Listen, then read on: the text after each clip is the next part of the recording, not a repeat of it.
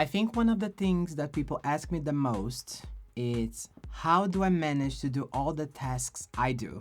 And for those who met me 1, 2 years ago, believe or not, this is how my life has been since ever. Multitasking here and there between art and education, I'm doing a lot of things all the time. And since the academic year is about to begin and the summer holiday is almost over, I'm here to try to help you with some advices that might be helpful to organize your life. Coming, I just arrived. My name is Friday the Professor and this is Delta Drag.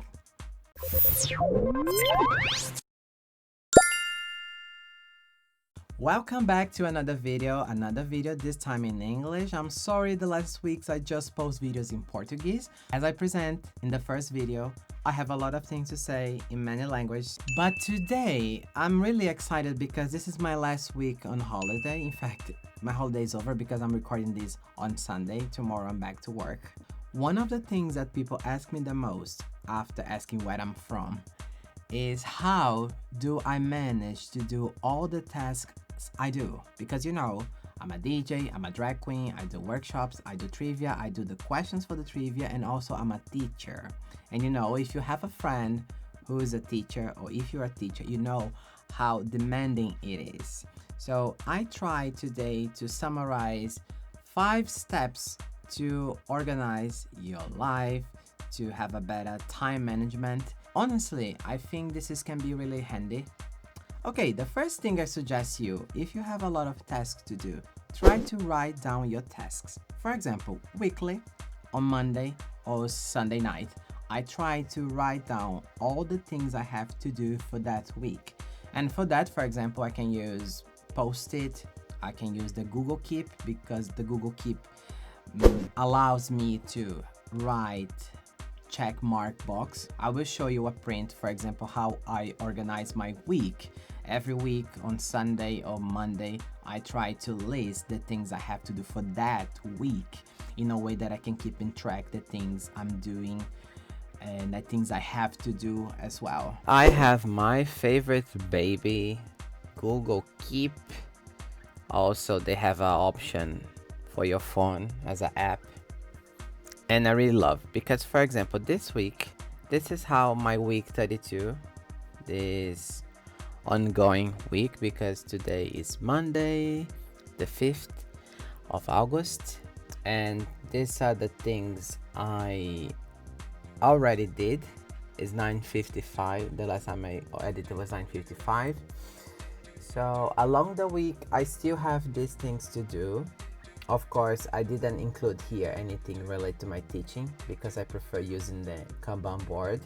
But for my artistic and personal life, I really like to use the Google Keep and say, okay, these tasks are complete. And hopefully along the week, I will make this list shorter. But for me, it works really nicely. Also, the Google Keep allow me to create boards or cards with pictures. For example, here I have my agenda for August, and I can include some notes here as well. There is a possibility of you add some drawing. Yeah, some draws. You can do some draws as well. You can just paste like a plain texts as I did here. This is a ID photo code that I use for a document, and I really like because it's simple. It's really simple. It's like a notepad, really versatile notepad. Here we have the possibility that you can make a list, you can make a note with drawing, you can add a picture, and it's really easy to navigate. Connected with the first tip comes the second. Try different tools and resources. For example, Google Calendar is an excellent tool if you want to organize your life, because there you can put the upcoming events, the tasks you have to do, reminders that you need to remember for your working life or study life. Also, there is a collaborative tool called Trello that I've been using for a couple of time. I will show you a print. Share with you is the Trello. Is a little bit more complex, and honestly lately I'm using only for my drag stuff. I have a different board, but just showing this generic one where, for example, I have 4 columns here with 4 different elements of my life: teacher, drag, life, and urgent things to do. And the good thing about Trello is that we can create for each column different cards, and inside of the cards I will show you, for example, this one about the teaching life. We can attach files, you can create checklists, and also you can collaborate with people, inviting them to be part of your working space. But it's way complex, and I believe there's a limit, for example, of how many files you can storage here. In this column, for example, urgent, this is really based on real facts. My flight was delayed, so here I have some things to keep in track. I have the receipts here. I have the things I did. Soon I will call them because they need to give my money. But Trello is nice, especially when you want to share work with people. There is also a good resource that this one, it can be analogic, can be physical, but also can be electronic, and you even can use the Trello as an option, is a Kanban board. In this Kanban board, you can create basically 3 columns: to do, doing, and done.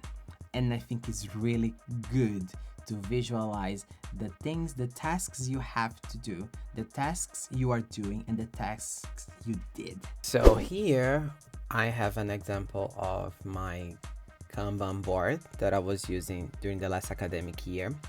As you can see, I organized them in 3 columns. Of course, if you look around, you will see different versions, for example, with all these 3 options: to do, doing, done, and also urgent. There are some versions that you're gonna see more columns, but for my daily life, I just like to use these 3.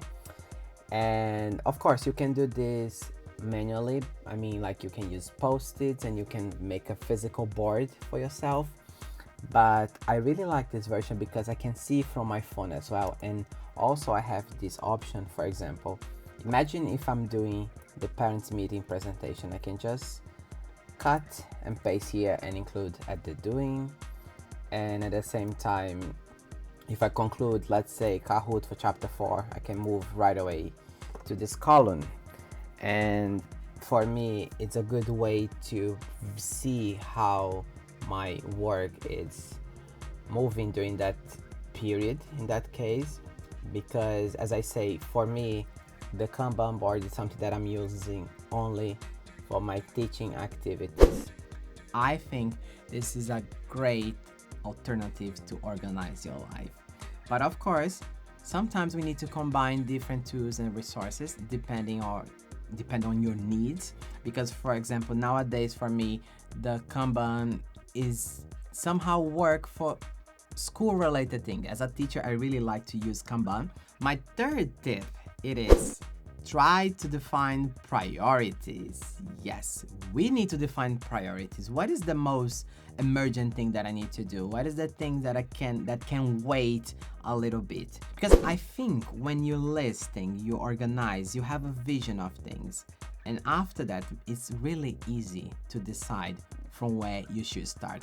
And of course, prioritizing is one strategy, but other strategy that you could use is try to start with the easiest task, because sometimes this is the one that I am attached to, because at the end of the day, I just want to look and say, yes, I did something, because no matter what, we're gonna do something every day. And when we start with the easiest task, is really good way to navigate through the most demanding and challenging tasks that you have to do. The 4th tip I have to share with you is about well-being. Yes, because I could not do all the things I have to do if I would have a really wild life. Trying to eat well, trying to keep yourself hydrated, try to keep yourself surrounded of good things and good people, because believe or not, this also can affect your productivity and can affect how do you work, how do you study. Because we can't study, we can't work if you're not feeling well. And the last tip I have to you is listen to your body. Yes, because we are not a machine, and believe, even myself, sometimes I can do much. But then is the moment that I need to listen to my body and stop. Take a break. And breaks, they are important. Listen to your body and be kind with yourself. For example, sometimes when I'm really overload, I like to do long breaks. And during this break, sometimes I just gonna watch TV, or just gonna go for a walk, or even I turn off my phone. Especially during the night, I tend to turn off my internet between 10 p.m. until 7 or 8 a.m. And I think beside those tips I gave you, there are some reminders that are valuable. For example, you need to acknowledge that you are different from the others. Sometimes we look to people around us and we want to do and be exactly like them, but we forget that we are different.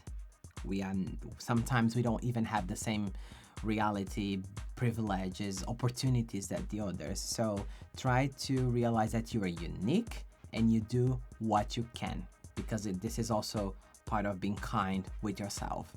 My second reminder, it is discipline. Discipline takes time and you need to practice, because otherwise this is not gonna work.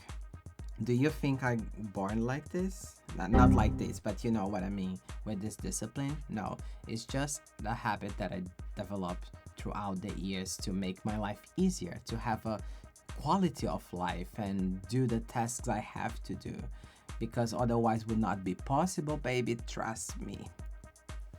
And the last reminder I have to you, it is either at work or at school, ask for help. If you're struggling with something, please ask for help, because I'm quite sure that people will try to help you.